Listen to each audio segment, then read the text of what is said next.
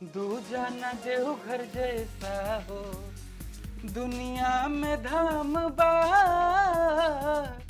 दानी में सबसे बढ़कर हो, दानी में सबसे बढ़कर हो, बाबा के नाम बा।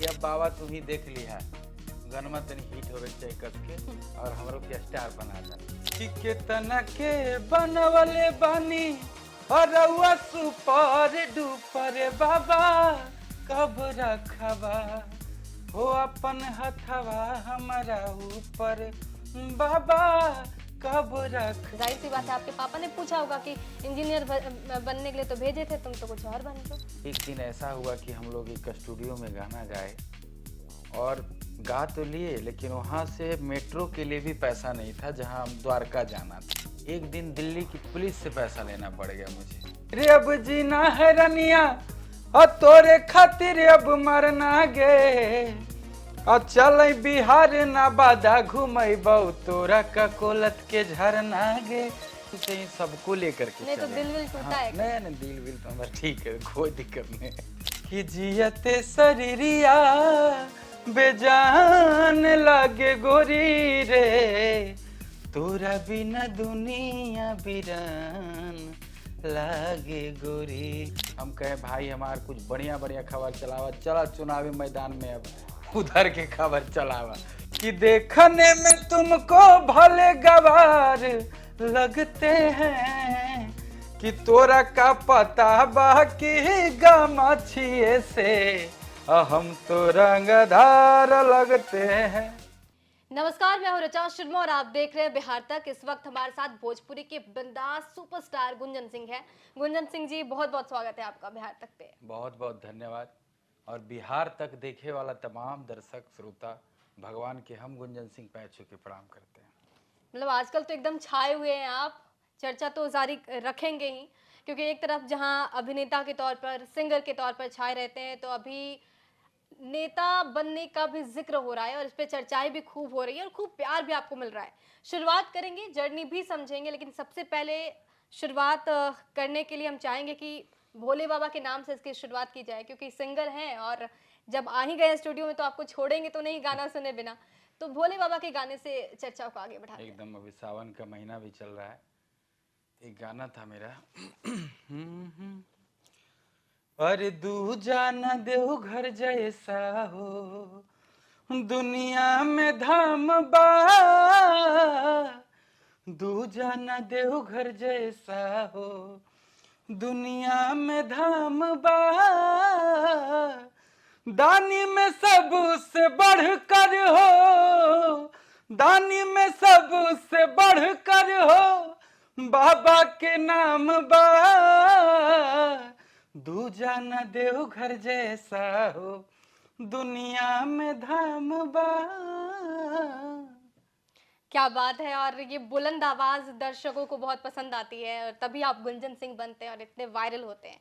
गुंजन जी, अगर मैं बात करूं, इंडस्ट्री में आपने एक बड़ा नाम कमाया है, लेकिन जिस तरीके से लोगों की पहचान होती है, संघर्ष भी उतना बड़ा होता है।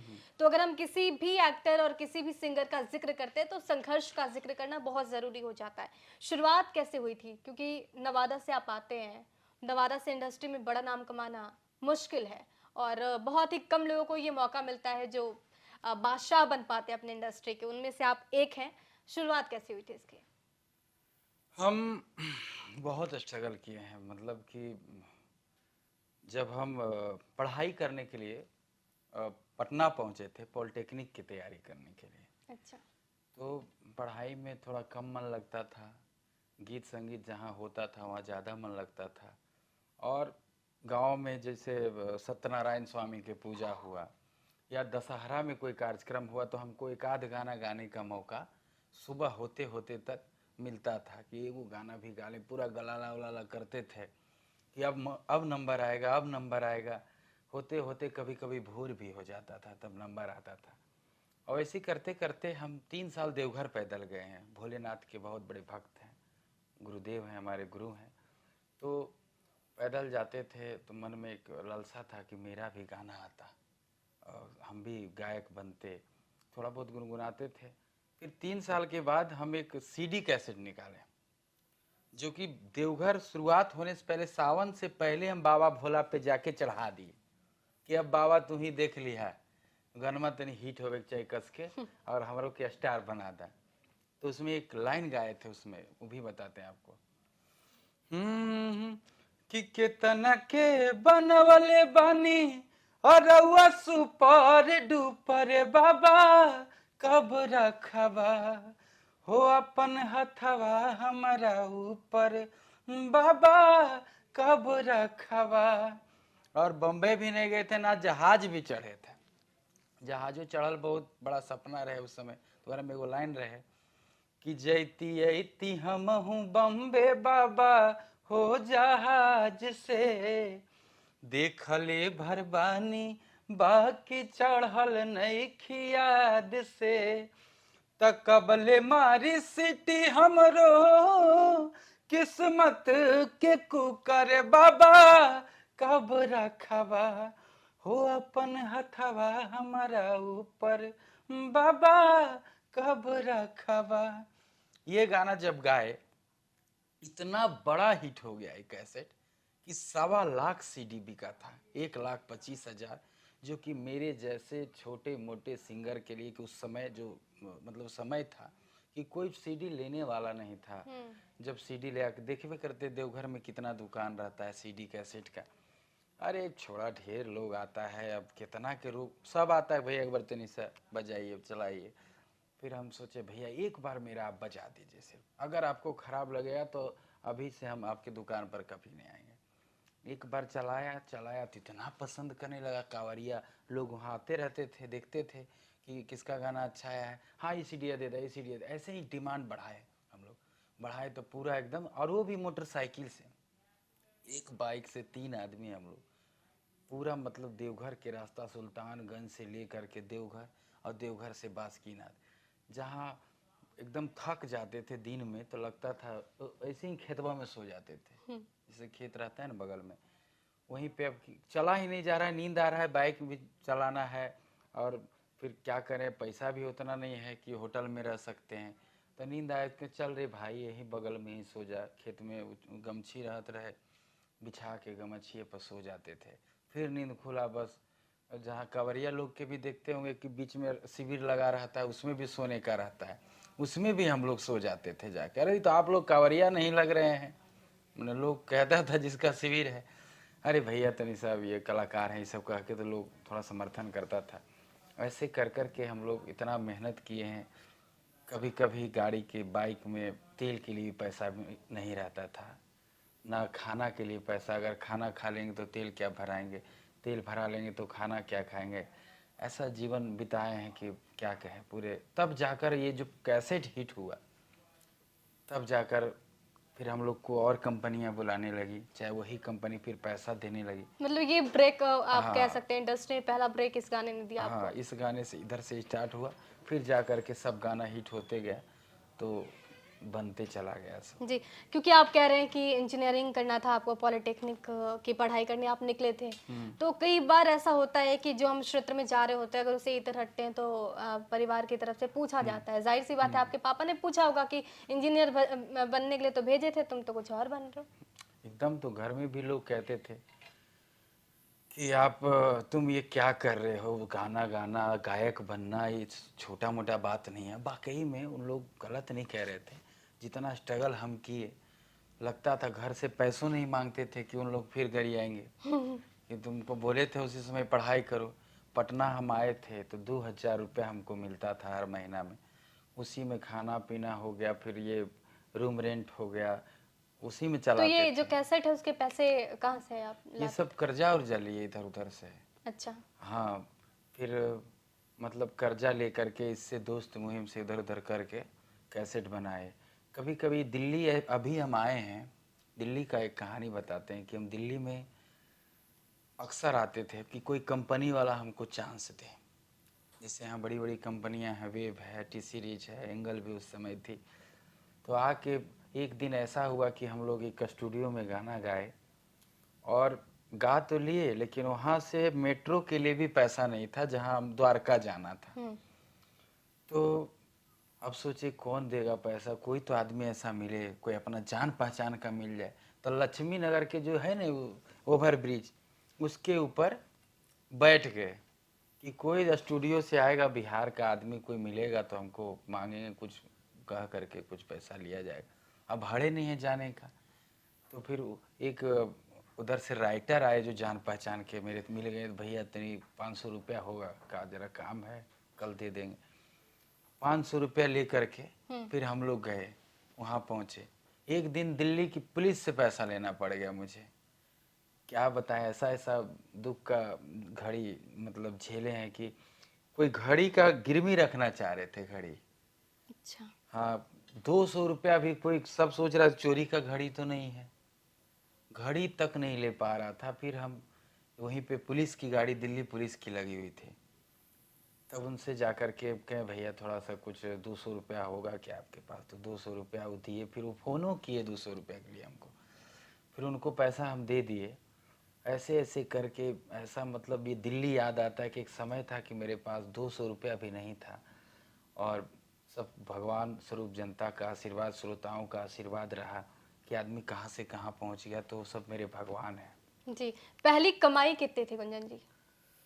पहली कमाई जो आपको गाने से मिली थी, जो पहली सैलरी आप कह सकते हैं, वो कितनी थी? वही करीब 20-25 हज़ार। हाँ, और फिर एक जगह प्रोग्राम किए थे तो एक हारमोनियम खरीद के, और फिर मेरे मामा जी एक हारमोनियम खरीद के दिए थे। तो ऐसी ऐसी करते करते बहुत स्ट्रगल मतलब जीवन बीता है। आज उस दिन को भी हम याद करते हैं कि हम लोग धुआं में सोया करते थे।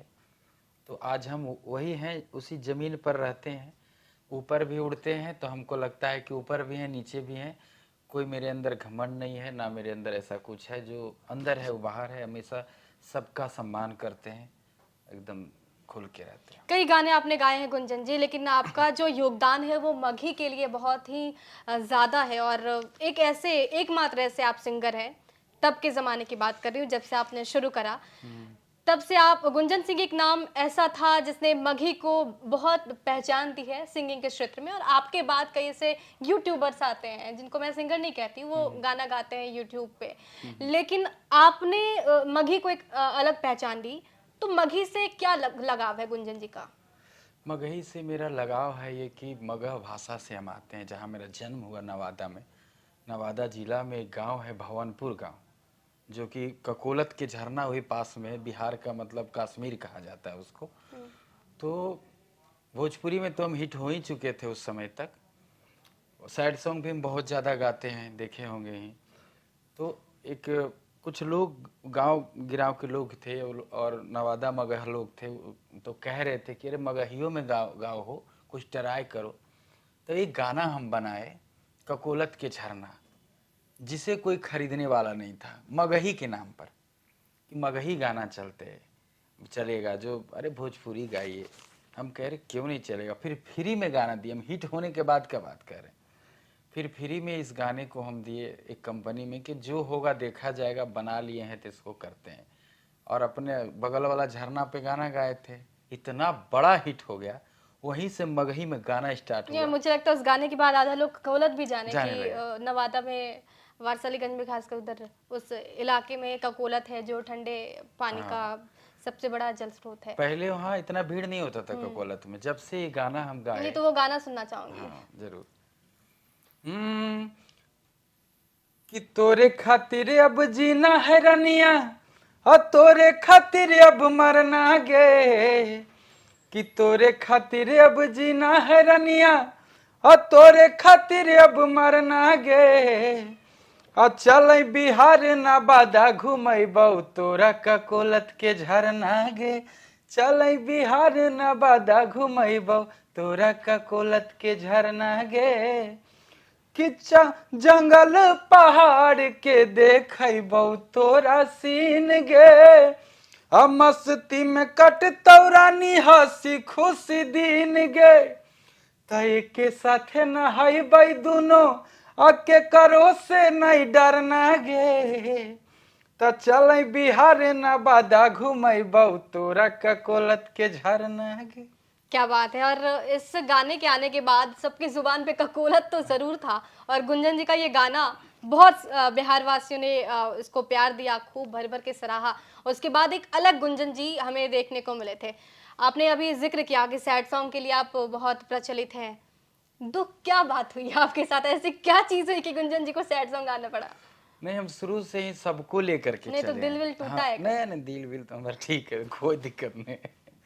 मतलब जैसे कुछ लोग को देखते थे कि रो रहे हैं, तो दिन भर कितना आदमी को देखिएगा, लड़का लड़की को फोने पर रहते हैं लोग। बाबू खाना खाया, बाबू सोया, और वही बाबू से अगर बिछड़न हो जाता है तो फिर वही रोना ही रह जाता है, कुछ एक आध बरस लग जाता है भुलाने में। तो एक मेरे मतलब फ्रेंड थे, खूब हम बताते थे, हम समझाते थे, करे बाबू इस फेरा में मत रहो, पढ़ो लिखो नाम करो। तो नहीं, ये मेरे लिए जान देती है, ऐसे वैसे। जब उसका बियाह हो गया, ठीक, कार्ड जब इसको भी मिल गया हाथ में एगो, तब जाके उसका रोना धोना, करे बाप रे बाप ही का हो गई। छाती पीट पीट के लग गया उसको भुलाने में। था मोटा, हो गया कमजोर, पतला हो गया एकदम। उसी के याद में फिर जाके उसको धीरे धीरे आदमी भूल ही जाता है, देखबे करते हैं। तो उसी समय से हम गाना स्टार्ट कर दिए, गाना तो ये सैड पहला सॉन्ग आपका वाला। सैड सॉन्ग कौन सा? बहुत सारा गाना गाए हैं, लेकिन एक सुनाते हैं आपको जो काफी मतलब ये पॉपुलर में से पॉपुलर है। हम्म, कि तोरा बिना दुनिया बिरान लागे गोरी रे, अजियत शरीरिया बेजान लागे गोरी रे, कि जियत शरीरिया बेजान लागे गोरी रे, तोरा बिना दुनिया बिरान लागे गोरी रे। क्या बात है। और मुझे लगता है कि जब आप गाते हैं तो इतने फील के साथ गाते हैं कि लोग, जो दर्शक हैं, जो ऑडियंस है, वो आपसे कनेक्ट हो पाते हैं। हाँ। और इसलिए ये आप में सबसे बड़ी खासियत भी मानी जाती है। गुंजन जी, एक और चीज जिसके लिए आप बहुत चर्चा का विषय इस वक्त बने हैं, वो है पॉलिटिक्स। और ये पहली दफा नहीं है कि कोई अभिनेता नेता बनने की दिशा में है। इससे पहले आपके 3 भाई मनोज तिवारी, रवि किशन, निरहुआ जी बहुत अच्छा काम कर रहे हैं इस फील्ड में, और काफी अच्छे नेता के तौर पर उन्हें गिना भी जा रहा है। गुंजन सिंह उसी कड़ी में आगे बढ़ रहे हैं। लेकिन ऐसी क्या बात हो गई, ऐसी क्या चीजें दिमाग में आई, क्या चीजें आपने देखी कि अब आप चाहते हैं कि उसको बदलने की जरूरत है? एज अ नेता, as a political human being आपको उतरने की जरूरत है? देखिए क्या है, चुनाव लड़ने का मेरा इच्छा वहीं से हुआ, हमारे क्षेत्र के लोगों से। नवादा लोकसभा की जो जनता है वो मुझे पसंद करती है, और सबकी इच्छा है कि गुंजन सिंह आए और नवादा का विकास करे। क्योंकि हमारा नवादा जो है, पूरे बिहार में हमारा नवादा लोकसभा सबसे पिछड़ा लोकसभा में गिनती आता है। आज तक कोई विकास वहाँ नहीं हो पाया है। तो हमको लोग पसंद करता है कि गुंजन सिंह एक आएगा। घर का बेटा का भी वहाँ एक चल रहा है फैक्टर, घर का बेटा ही इस बार चाहिए नवादा का नेता, जो भी हो घर का बेटा होना चाहिए। तो मुझे इसलिए लोग ज़्यादा पसंद कर रहे हैं कि गुंजनवा आएगा अपना घर का, तो सब इसको पहचानता है बढ़िया से, और सबके दिल में हम लोग हैं। अभी आप इतना वीडियो वायरल चल रहा है सब जगह, लोग कह रहे हैं कि गुंजन सिंह को अबरी हम लोग जिताएंगे, गुंजन सिंह ही ने एमपी बनेगा नवादा का, लोग कह रहे हैं। ऐसा आप देख सकते हैं, 20-50 को वीडियो वायरल है।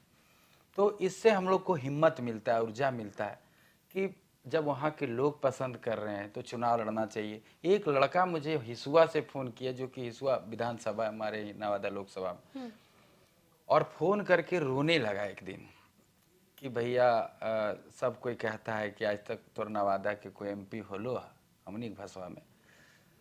तो हम कहे कि हम भावुक हो गए, भावुक इंसान है, हमेशा तुरंत में हम लोग को एकदम दिल बहुत अलग टाइप का है। तो हम कहे रुको भाई, हम देखते हैं, इस बार ट्राई करते हैं, और जनता का आशीर्वाद रहा तो इस बार ही नवादा का बेटा सांसद बनेगा। इसके लिए हमको जितना मेहनत करना पड़ेगा उतना मेहनत करेंगे। और मैं देख रहा हूँ ये चीज़ कि नवादा के सारे लोग मेरे साथ आ गए हैं। ये हम अपने आप को बहुत सौभाग्यशाली समझ रहे हैं कि जहाँ कमेंट्स देखिए, गुंजन सिंह जिंदाबाद, नेक्स्ट एमपी नवादा गुंजन सिंह, मतलब ये इतना बड़ा लहर चला है। युवा शक्ति जो है नवादा लोकसभा की, वो सब तो हमारा खातिर एकदम जान छिड़क रहा है। महिला लोग कह रहे हैं कि 5 साल नहीं, गुंजन सिंह के 20 साल रहना है। जब तक मन रहते तब तक, नहीं रहते तो फिर देखल जीते। हर जाति के लोगों में ये उत्साह देखा जा रहा है। कल हम दिल्ली के तुगलकाबाद गांव गए थे, जहां की नवादा के करीब 5000 घर है। सब लोग बुलाए, फोन करके मिलने आए कि भैया चलिए वहाँ। हम कह रहे बहुत अच्छी बात है, नवादा के आदमी जहाँ भी रहे वहाँ से चुनाव लड़ रहे हैं। हम तो पूरे बिहार, पूरे देश के लोगों से प्यार करते हैं।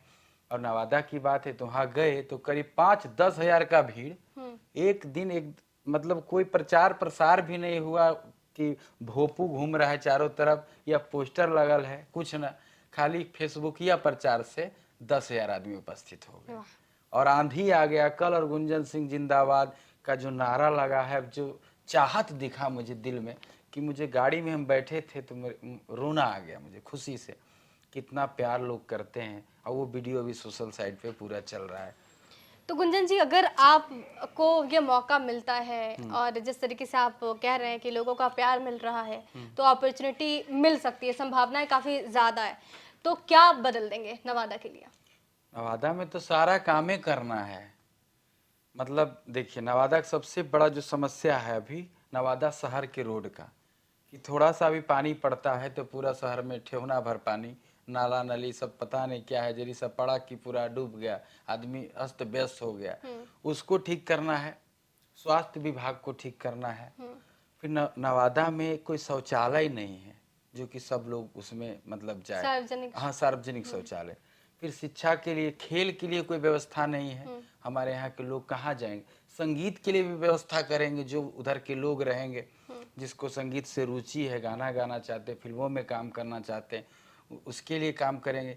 कोई मेडिकल कॉलेज नहीं है हमारे जिला में, लोकसभा में। वही बगल में नालंदा में मेडिकल कॉलेज है, केंद्रीय विद्यालय नहीं है।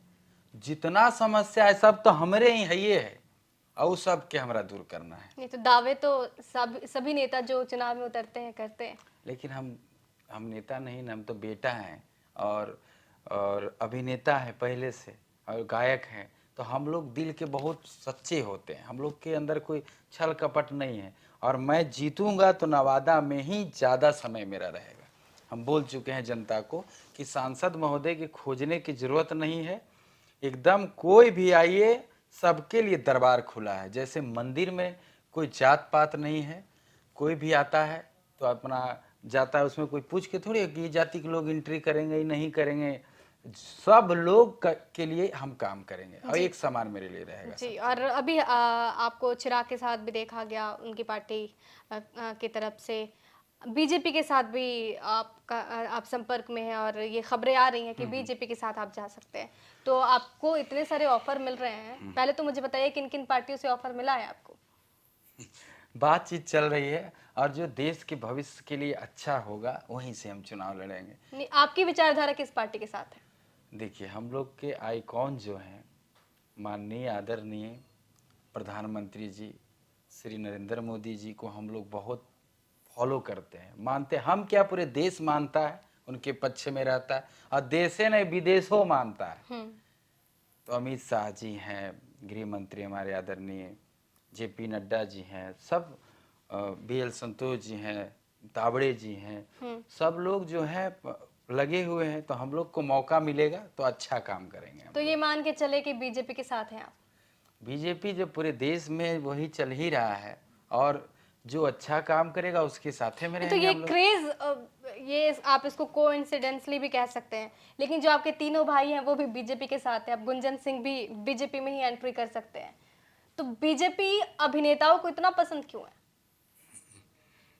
अब ये है कि हम लोग को ज्यादा यहाँ पे, जैसे हमारे मनोज तिवारी भैया हैं पहले से, रवि किशन भैया हैं, दिनेश लाल यादव भैया हैं, सब पहले से ही वहाँ पे पहुँचे हैं। तो हम लोग भी पहुँचेंगे तो एकदम एक भोजपुरी का भी परिवार रहेगा। हम लोग को तो काम करना है ना, विकास के लिए फंड भी ऊपर से लाना है। तो जहाँ से होगा अच्छा वहीं से चुनाव लड़ा जाए। ये अलग क्रेज देखने को मिल रहा है कि जितने अभिनेता हैं वो नेता बन रहे हैं, लेकिन अब तक जो मेल एक्टर हैं भोजपुरी इंडस्ट्री के, उनको देखा जा रहा है अभिनेता बनते हुए, फीमेल की एंट्री नहीं हो रही। इस पे आपका कोई कमेंट? फीमेल की एंट्री है नहीं हेमा मालिनी जी का। भोजपुरी फिल्म इंडस्ट्री की हाँ बात। तो भोजपुरी में भी होगा, अभी समय आने दीजिए। हम्म। अभी सब पहले मेल में पहुंचेगा, फिर फीमेल की भी एंट्री होगा। और मतलब इच्छा जताएगी तब ना फीमेल। हम लोग तो इच्छा जताए हैं, फीमेल भी जताएंगी तो जरूर सोचा जाएगा उस पर। जी, चर्चा ये तब शुरू हो गई जब आप बागेश्वर बाबा से मिलने जाते हैं और आप खुले मन से भी ये कहते हैं कि बाबा का हाथ मेरे साथ है तो कोई डर की बात नहीं है। और गुंजन जी को भी लेकर बागेश्वर बाबा ये कहते हैं कि गुंजन जी हमारे दरबार में आए, बहुत अच्छा लगा आपको, आपने उनके लिए गाना भी गाया। पहले तो वो गाना सुनना चाहूंगी जो आपने बागेश्वर बाबा के लिए गाया, फिर थोड़ा चर्चा को आगे बढ़ाएंगे। हाँ ये गाना गाए थे, बाबा बहुत खुश भी हुए। कि तेरे दर पे बागेश्वर बाबा तेरे दीवाने आए हैं, तेरे दर पे बागेश्वर बाबा तेरे दीवाने आए हैं, भर दे झोली धीरेंद्र बाबा बिगड़ी बनाने आए हैं। क्या बात है। और आप भोले बाबा को बहुत मानते हैं, बहुत दिल से उनके प्रति आपका लगाव देखने को मिलता है, बार बार आप देवघर जाते रहते हैं। बागेश्वर बाबा को लेकर भी आपने अपना स्टैंड बिल्कुल क्लियर रखा है और काफी स्नेह आपके हृदय में देखने को मिलता है। बागेश्वर बाबा इस वक्त तो नहीं है दिल्ली में, नहीं तो आप जरूर मिलते उनके साथ। पर्ची कटवाए थे अपना क्या? नहीं, पर्ची कहाँ कटवाए, बाबा समझ गए कि श्रद्धा से आया है, बहुत दिल से आया है, तो बाबा उस प्रकार से हमको बुलाए भी। हम तो होटल में गाना सुनाए, बाबा को ही बहुत पसंद आ गया। मेरे हाथ पकड़ के बाबा 3-4 मिनट इस हाथ को इतना खुश हुए। हनुमान जी दिए हमको गिफ्ट में, फिर एक पेन भी दिए, अच्छा सा चांदी का कौन तो पेन था। और उसके बाद हम तो सोचे हो गया, बाबा मिल लिए, बहुत खुश हो गए हम। उसके बाद क्या हुआ कि फिर फोन आता है कि बाबा आपको वहाँ बुला रहे हैं जहाँ प्रोग्राम हो रहा है, रेत मठपाली में। तुरंत हम एकदम निकले गए, बाबा प्रवचन दे रहे थे, हम भी उतना दूर पे बाबा हमको बैठा दिए। फिर 1 घंटा प्रवचन सुने, उनका कथा सुने, हनुमान कथा। उसके बाद बाबा फिर हमको बुलाए, बहुत सम्मान दिए, आशीर्वाद दिए, जो कि इतने मतलब बहुत खुशी के दिन था वो। तो उन्होंने कुछ इशारों में ये कह दिया क्या कि आपको पॉलिटिक्स में देखने को मिल सकता है आने वाले दिनों में? अब तो क्योंकि उसके बाद से जो आपकी एक्टिविटी है वो ज्यादा होगी पॉलिटिकल। तो बाबा आशीर्वादे दे दिए, गुंजन बाबू आपको एकदम खूब बढ़िया गौला। और भोजपुरी में बाबा पसंद भी करते हैं भोजपुरी को। तो बाबा अब कह दिए, तो अब क्या कहेंगे बाबा, अब कह दिए जाओ, एकदम जो करोगे उसमें तुम सफल हो जाओगे। बाबा ये बात तो मुझे इशारों में उन्होंने ये कह दिया था। गाड़ी पे चढ़ते चढ़ते भी बाबा मुझे अच्छा ये बात बताइए मुझे गुंजन जी, आपको किन्होंने या फिर जो भी आपके समर्थक हैं या फिर जिससे आप भी मिलते हैं, किसी ने ये कहा है कि आप रवि किशन की तरह मिलते हैं या फिर आपके बातचीत करने का अंदाज रवि भैया की तरह है? अरे रवि भैया तो आदरणीय हैं, बड़े भैया हैं, उनका तो अंदाजे अलग है। हर हर महादेव। और नहीं, आपकी आवाज बोलने का तरीका मुझे लगता है कि रवि जी से मिलता है। अब आपको लगता है, हम तो अपना ही बोलते हैं। और भैया हैं तो हम सब परिवार हैं, कुछ मिल सकता है परिवार में से मिलेगा, कहाँ से जाएंगे हम लोग। परिवार का जिक्र कर रहे हैं, भोजपुरी इंडस्ट्री से भी आप हैं और अभी देखिए पवन खेसारी जी गले मिले हैं, आपका रिएक्शन उस पे क्या है? बहुत अच्छा हुआ ये, रोज के झगड़ा से बढ़िया ना है कि खत्म करो इसको। घर में तनी मनी होते रहता है टन टुन, इस पे कितना लोग मीडिया वाले सब जितना यूट्यूबर हैं सब लोग का अभी तो सब बेचारे परेशान हो गए, क्या खबर चलाएं। अब हम कहे भाई हमारे कुछ बढ़िया बढ़िया खबर चलावा, चला चुनावी मैदान में अब उधर के खबर चलावा। और बहुत अच्छा हुआ, ये विवाद से खत्म हुआ। एक जात पात का भी विवाद चल रहा था, और हम सब कलाकार हैं, हम सबका कोई जात नहीं, हम सब एक कलाकार जाति के हैं। और जात पात सब खत्म करके हम सब कलाकार एक हो करके अभी भोजपुरी को, मगही को आगे बढ़ाएंगे।